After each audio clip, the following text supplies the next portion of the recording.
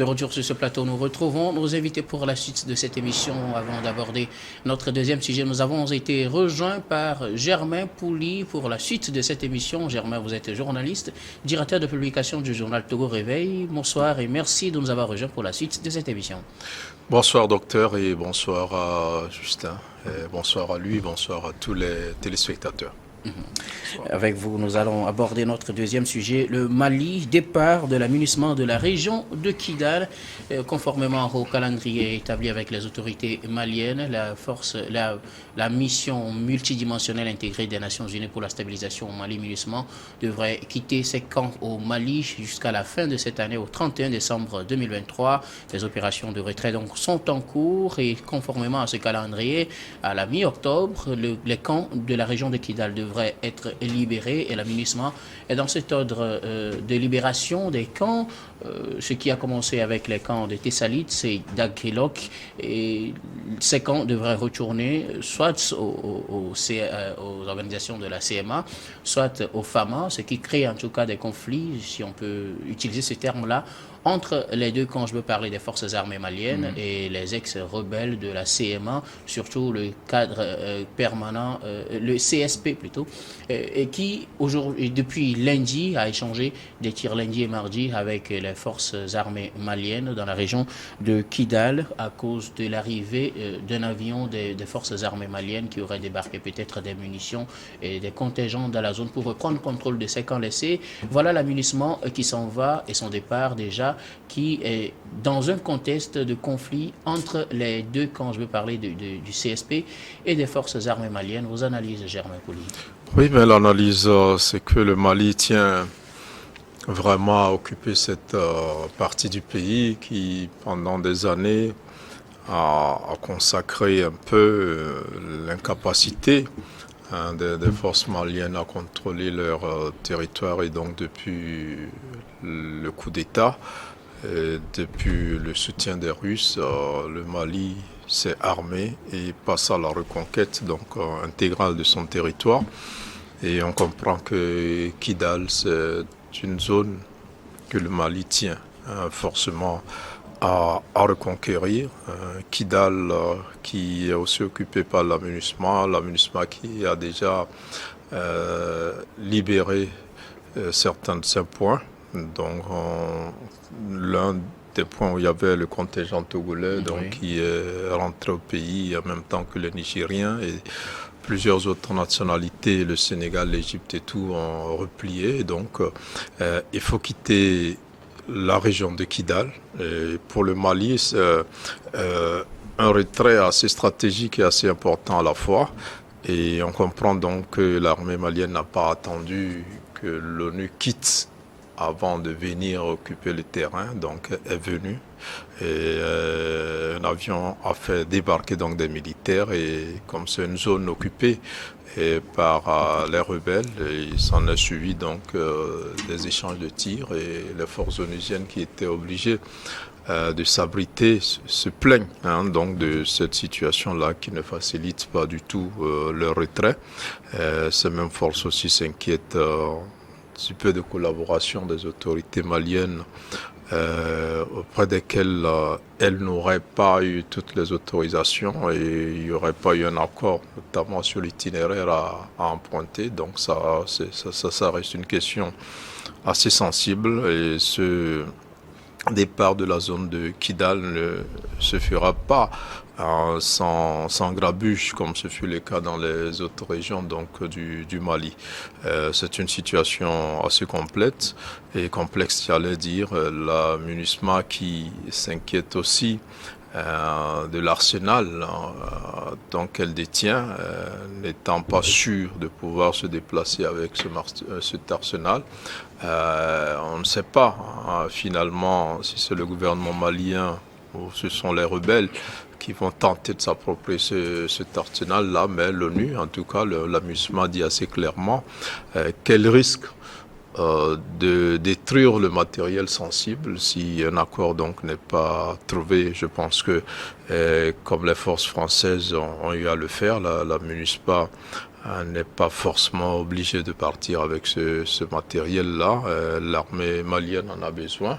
C'est vrai que le Mali a demandé son départ, mais je pense que ils peuvent appuyer cette armée-là avec ce matériel, mais là, je crois que il doit y avoir des discussions assez sérieuses et peut-être il doit y avoir aussi un accord pour voir finalement quelle pourra être la destination de ce matériel militaire fourni par les pays contributeurs.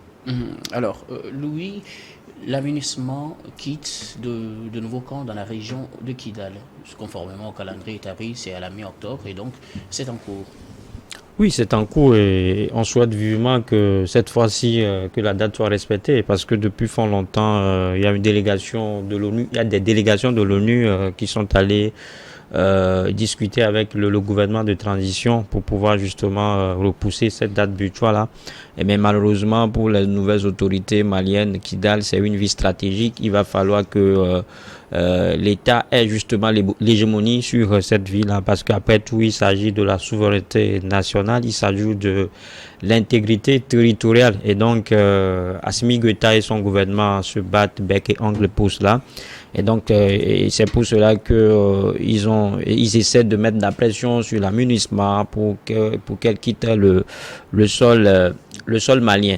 Mais quand vous voyez la situation, vous allez vous rendre compte que le problème en fait actuel, le problème du Mali, c'est aussi la présence de ces groupes-là que vous appelez la CMA, le CRP, le GNI. C'est-à-dire que ce sont eux en réalité qui constituent l'ennemi, qui sont des ennemis en fait de la FAMA. Vous n'allez pas je ne vais pas me faire taper sur les doigts quand vous visitez à peu près les conditions dans lesquelles en fait les attaques de ces derniers temps ont eu lieu. Et donc quand vous voyez ce qui se passe avec le retrait de la force Barkhane, vous allez découvrir que la France aujourd'hui. Vous parlez du retrait de Barkhane ou de la MINUSMA? Non, mais il y a un lien en fait entre de toutes les manières. Il y a un groupe qui s'est retiré, il y a un groupe qui va également se retirer. C'est pour vous dire qu'aujourd'hui, on nous dit que Barkhane est parti, mais ce n'est que sur papier, parce que Barkhane continue toujours au Mali avec sous le biais de la force que vous appelez la CMA, c'est-à-dire que cette CMA constitue la porte d'entrée de la France aujourd'hui. Et donc, quand vous voyez ce qui se passe, vous allez découvrir que les autorités maliennes ont su rapidement dénicher ou bien ont su découvrir le poteau rose. Le poteau rose aujourd'hui, c'est la CMA. Ce sont ces groupes-là qui essaient de mettre le bâton dans le roue de la FAMA. Et donc, et comme je le dis, heureusement que toutes les conditions sont réunies pour que ce retrait-là soit définitif. Et donc, retrait, il y en aura. Et le Mali va justement avoir le contrôle sur Kidal, parce que le Mali a déjà le contrôle de Gao. Il faut qu'on ait le courage de le dire. Juste après le retrait de la force Barkhane, le Mali a pris le contrôle de la mine de Nkenya, qui est près de la ville de Gao, où se retrouvent beaucoup de citoyens maliens et des pays frontaliers. Donc aujourd'hui, je pense qu'on est dans une logique d'un maillage territorial. Il y en a dans une logique de reconquête totale du territoire malien. On veut mettre fin à ce qu'on appelle les diviser pour mieux régner, c'est-à-dire que les autorités maliennes veulent qu'il n'y ait qu'un seul bateau, il y a un seul capitaine dans le bateau malien, et donc je pense qu'ils sont dans cette logique-là et tous les moyens sont mis en œuvre pour que l'objectif soit atteint. Alors les moyens sont mis en œuvre, mais sur le terrain également, des affrontements, nous en parlerons tout à l'heure, mais bien avant, Justin Anani, que dire, la MINUSMA serait-il progressivement de ces camps dans la région de Kidal? Oui, c'est le retrait progressif qu'on a annoncé dans un communiqué rendu public le lundi dernier. Il a été question du retrait progressif des contingents de la MINUSMA, notamment dans la zone de Kidal. Mais par après, il a été également annoncé que ce sont les hommes qui vont partir en premier. Et le débat est aujourd'hui autour des matériels. Maintenant, comment est-ce que ça va se passer? C'est là où moi j'analyse, je dis, quelque part on n'a pas aidé suffisamment le Mali. Parce qu'on aurait pu aider le Mali à ce que, même si les autorités qui sont là aujourd'hui sont des autorités de fait, parce qu'il y a eu une reconquête du territoire national. Mais lorsqu'on évoque les accords d'Alger, leur mise en application, la violation de ces accords-là, et que quelque part, il y a des rebelles qui font la loi. Et la MINUSMA, sur la base de son mandat, n'arrive pas à s'interposer véritablement. Parce que vous n'avez pas le droit de tirer sur tel ou tel camp, c'est la force d'interposition. C'est le moindre mal si la MINUSMA devait tirer. Tel que ça se passe là, et sur la base des considérations stratégiques, je ne pense pas que les forces armées maliennes vont rester et que la MINUSMA quitte et que c'est les rebelles qui vont occuper. C'est d'où il y a aujourd'hui les confrontations, le conflit qu'on signale ici là, dans la nuit du lundi à mardi. Et pas plus que ce matin, on apprend également qu'il y a d'autres positionnements qu'on signale dans la ville, mais avec la force, comment on l'appelle, de l'autre côté, Wagner, qui également appuie les forces maliennes, je pense que ça va devoir un peu être difficile. Maintenant, c'est le départ qui est important. Maintenant, si ce départ-là s'effectue, certainement que l'armée malienne les forces maliennes vont occuper les bases où les forces onusiennes ont laissé. Maintenant, les rebelles aussi cherchent maintenant à occuper.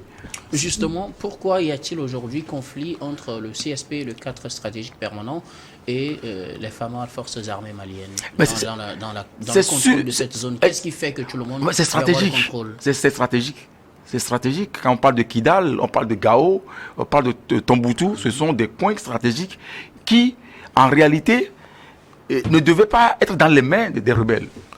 Mais si les rebelles, à un moment donné, ont pu jouir de cette zone-là, comme l'a dit tout à l'heure mon confrère, c'est parce que quelque part, ils avaient eu le soutien de la France. Maintenant, il y a c'était à la faveur des accords d'Alger. Oui, c'est ce que je dis. C'est là que je dis qu'on n'a pas aidé suffisamment. Parce que l'État malien avait bien signé cet accord. Oui, je n'en disconviens pas. On n'a pas aidé. Mais les noms dit également de cet accord. Maintenant, comment est-ce que vous êtes un État et vous avez une armée et que c'est les rebelles qui détiennent une partie du territoire et vous n'avez pas le droit d'y aller, et que quand vous suivez également la déclaration du président de la transition actuelle, il avait dit qu'il y a des zones où, en son temps, eux, en tant que force malienne, n'avaient pas le pouvoir d'y aller. Mais il faut planter le décor aussi. Il faut dire qu'à l'époque, l'armée malienne était fragilisée. Oui, tout à fait. Le soulèvement avec tout ce qu'on a. Qui a conduit à ce fameux accord là. d'Alger. Oui. On était obligé de signer cet accord-là, d'être à l'abri. C'est également une stratégie politique et militaire. On signe l'accord, vous restez dans vos zones, mais le jour où nous aurons la force, on viendra vous déloger. Sauf que cela n'était pas clairement dit. Oui, ça n'a pas été dit, mais malheureusement, c'est le constat aujourd'hui. Maintenant, quand on constate que le mandat de la MINUSMA n'a pas été tellement clair au égard à tout ce qui s'est passé, et quand on voit également comment est-ce que ça a évolué, les non-dits en sourdine, la diplomatie onusienne, avec tout ça, et surtout que la junte au pouvoir là n'est pas tellement acceptée. Je pense qu'il va falloir également peser du poids sur la table. Et c'est d'où la présence du groupe Wagner qui est là, qui aide les forces maliennes à gagner encore du terrain.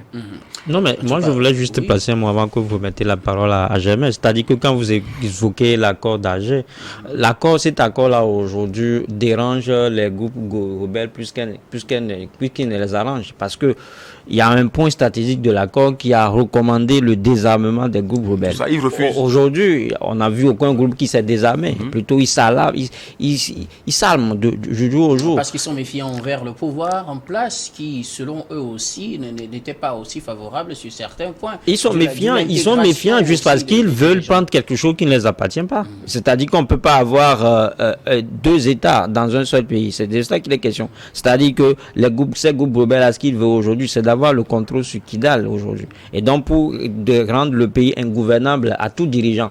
Et donc, vous souvenez-vous que depuis Assimi Goïta, avant Assimi Goïta, tous ceux qui étaient là n'ont pas eu la possibilité, n'ont pas eu la facilité d'accéder à des villes comme Gao, Kidal et Tombouctou. Et donc, le pays, à un moment donné, a été enclavé et divisé, ce qui permettrait justement à ces rebelles-là de foutre, entre guillemets, le bordel au nord. Et donc, aujourd'hui, quand vous voyez un gouvernement qui est issu, justement, d'un militaire ou bien un gouvernement formé par un militaire qui maîtrise totalement la situation plus que quiconque et qui essaie de mettre l'ordre dans la maison, on ne peut qu'assister à ce genre de situation. Maintenant, si on veut que la situation ne se temporise, il va falloir que chaque chacun essaie de respecter les accords. Et je parlais tout à l'heure de cet accord d'Alger. Si l'accord était respecté, je pense que le territoire, que ce soit Kidal ou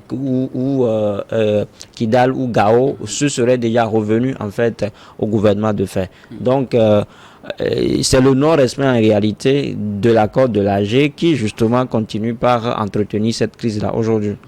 Alors, Germain, pourquoi ces échanges de tirs? Nous avions parlé de ces échanges de tirs aujourd'hui dans le contexte du départ de la MINUSMA qui n'est pas encore totalement parti, et déjà les tirs commencent dans cette zone.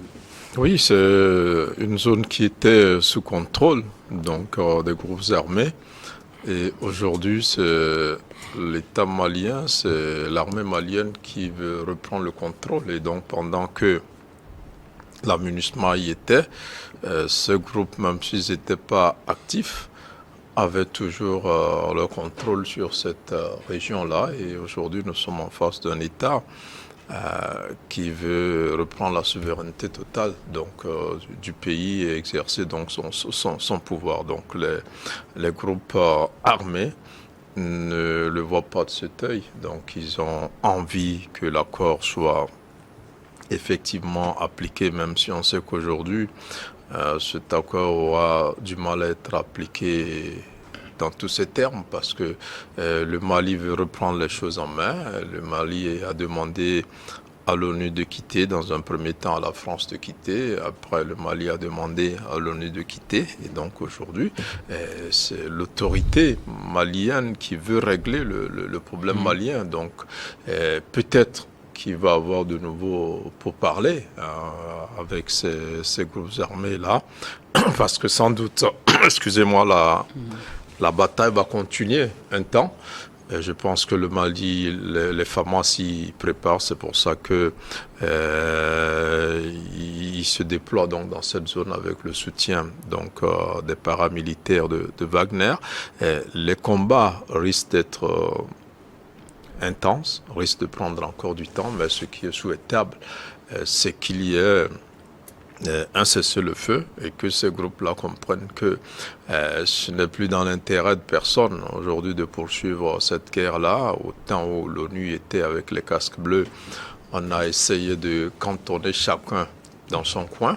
Et aujourd'hui, l'armée qui avait été chassée de cette zone, il faut le dire aussi, l'armée avait été chassée et qui veut reprendre donc le contrôle, a tous les arguments, a le soutien d'une bonne partie de l'opinion, et puis a les moyens militaires aujourd'hui pour reconquérir tout l'espace malien. Et donc, je ne vois pas aujourd'hui qui va pouvoir sécuriser ou apporter son soutien à ces groupes-là, parce qu'ils étaient là, ils prospéraient parce qu'il y avait l'ONU qui avait une mission de stabilisation, donc d'empêcher que la guerre et ses dégâts donc s'étalent. Mais aujourd'hui, le Mali a décidé de remercier l'ONU et les casques bleus, et donc ça veut dire que l'armée malienne prend les choses en main, et ça risque d'être donc une longue bataille pour la reconquête de cette zone-là. Moi, je pense que ces groupes-là, qui pour certains ont eu quand même la sagesse d'entrer en pourparlers avec le gouvernement et d'arriver à ces accords dont nous parlions tout à l'heure, devraient pouvoir continuer, ne pas rompre le dialogue pour arriver à une situation de paix qui va être bénéfique à tous. Parce qu'aujourd'hui, au Mali comme ailleurs, on en parlera peut-être, c'est qu'on veut apporter une solution africaine à nos problèmes. Pendant longtemps, c'est l'ONU, c'est l'Occident. Vous en avez parlé dans un premier temps au niveau du Proche-Orient. Donc c'est l'ONU, ce sont les Occidentaux qui imposent leurs plans, qui ne sont pas forcément efficaces. Et donc aujourd'hui, le Mali, et derrière le Mali, vous savez qu'il y a une franche opinion africaine donc qui soutient ce qui se passe aujourd'hui là-bas. Et on veut arriver à ces solutions-là. Et moi, je pense que ces groupes armés-là gagneraient à rentrer très rapidement dans un processus de paix plutôt que d'engager une longue guerre dans cette région. En tout cas, ce qui est évident, c'est que les FAMA sont déterminés et sont suffisamment équipés aujourd'hui pour aller vers cette bataille-là. Juste une précision, quand vous parlez des paramilitaires de Wagner, officiellement, c'est des instructeurs russes qui sont là. On n'a pas encore Wagner au Mali, officiellement, bien sûr. Alors, la bataille dans la région de Kidal, c'est juste une précision officielle. Je sais que chacun a son opinion. On ne va pas faire ce débat-là. Oui. Mais la bataille pour la reconquête de Kidal pourra-t-elle laisser un jour la place à la paix dans cette région, Justin? Oui, et à condition que l'armée malienne arrive à s'assumer. Parce que vous avez posé la question. Les rebelles pourront-ils vraiment laisser faire si l'armée s'assumait également? Non, bien sûr que ça... Certains pensent que même si l'armée gagnait la guerre aujourd'hui, ces rebelles vont aller se reconstituer et revenir. Et non, ça ne va pas être une promenade de plaisir. Et ça va être à une rude épreuve, le combat qui va se dérouler là. Vous avez posé tout à l'heure la question de savoir pourquoi Kidal... Et tenait. Dit que c'est un enjeu stratégique. C'est stratégique. Et non seulement ça, c'est une zone minière. Il ne faut pas se le voiler. Et les révélations ont fait état de ce qu'au temps des Français, il se passait beaucoup de choses là. Et l'opinion a compris qu'il ne faut pas laisser, entre guillemets, ces bandits, donc imposer leur loi, imposer leur suprématie à toute une population dans cette zone. Donc le rôle revient, régalien comme ça se passe, revient maintenant à l'État malien, quoi qu'on dise, la jointure ou non de s'assumer. Maintenant aujourd'hui que l'armée malienne a les moyens, les matériels qu'il faut pour aller en découdre avec, c'est hors la loi, je pense qu'on doit quand même si ça ne serait pas facile, il va falloir quand même tenir compte et déloger ces bandits-là. Parce que vous ne pouvez pas discuter avec les terroristes. Oui. Quand vous discutez avec les terroristes, et dites-vous que peut-être qu'aujourd'hui vous avez signé un accord. Étant donné qu'ils sont toujours en position de force, ils ont les moyens. Ça marche. Tôt ou tard, ils reviendront toujours pour imposer leur suprématie. Ça dit que les terroristes, il faut les déloger.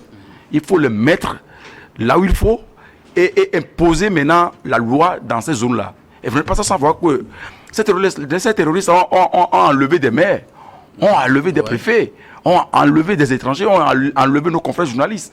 Donc c'est pas possible. On ne peut pas continuer à évoluer comme ça. Pas de distinction. Non, les terroristes, il faut les mater. Moi, c'est juste sincèrement là-dessus. Les terroristes ne font pas cadeau.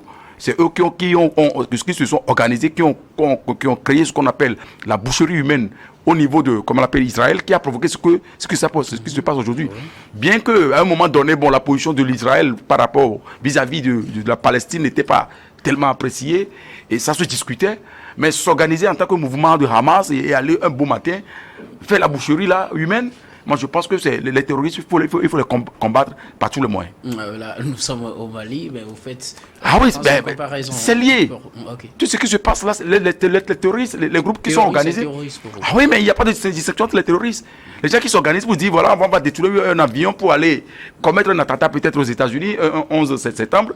Les gens qui se sont organisés pendant 2 ans ou au-delà de 2 ans, qu'un beau matin, ont foncé sur l'Israël, ont fait la boucherie humaine. Mais ces gens-là, il ne faut pas les pardonner, il faut les mater. Cette discussion politique, bien que il y a des problèmes politiques dans les États, mais il faut quand même s'asseoir et discuter. Il y a peut-être d'autres moyens, qui sont des moyens légaux pour manifester son ras-le-bol vis-à-vis d'un pouvoir, vis-à-vis d'un État et régalien qui est là. Mais s'organiser, prendre les armes pour venir commettre ce qu'on voit là, moi je pense qu'il faut, ces gens-là, il faut les débouter. Okay. Alors, Germain, est-ce que la paix pourra revenir dans un avenir très proche dans cette région de Kidal, qui a aujourd'hui le théâtre, ou bien l'élément principal des convoitises des FAMA et du CSP? Dans un avenir très proche, on saurait le dire, c'est le souhait de tout le monde.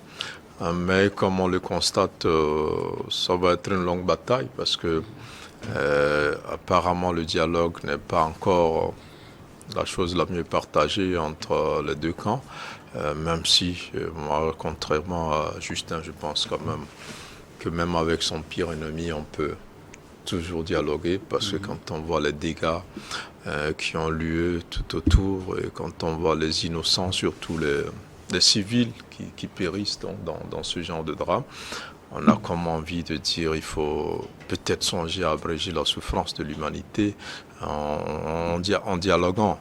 Maintenant, avant le dialogue, parfois, il faut quand même qu'il y ait un rapport de force. Et c'est quand ceux qui se croyaient forts voient que le rapport n'est pas toujours en leur faveur.